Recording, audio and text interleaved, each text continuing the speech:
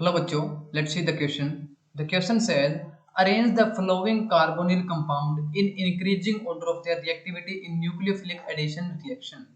तो बच्चों क्वेश्चन में क्या दिया गया है कि हमें यहाँ पे कुछ कंपाउंड्स दे रखे हैं, कार्बोनिल कंपाउंड है, इसके अंदर हमें यहाँ पे इनको अरेंज करना है according to their increasing order of reactivity in nucleophilic addition reaction.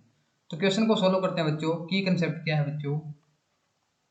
की कंसेप्ट यहाँ पे यूज होगा that will be plus I effect of alkyl group.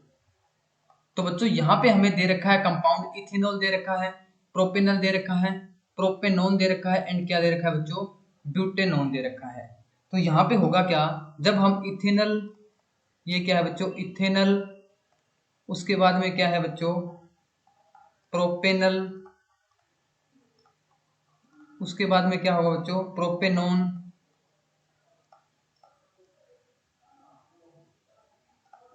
और लास्ट में क्या है बच्चों हमारे पास? ब्यूटेनॉन. तो यहाँ पे क्या होगा बच्चों?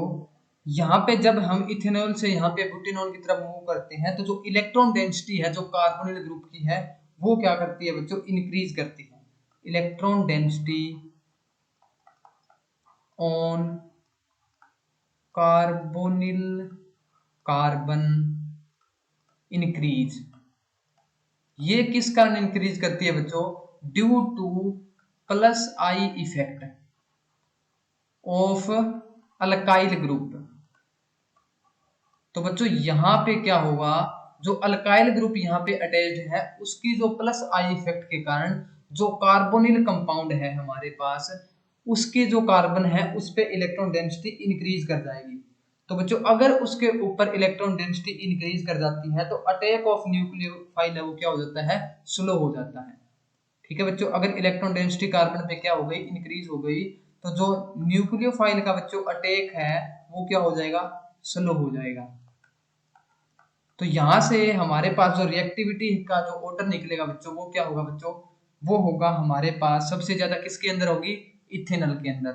यानी कि हमारे पास जो फोर्थ नंबर है उसकी होगी. उसके बाद में क्या है बच्चों? हमारे पास किसकी होगी? प्रोपेनल की होगी. ठीक है बच्चों, वो हमारे पास क्या है?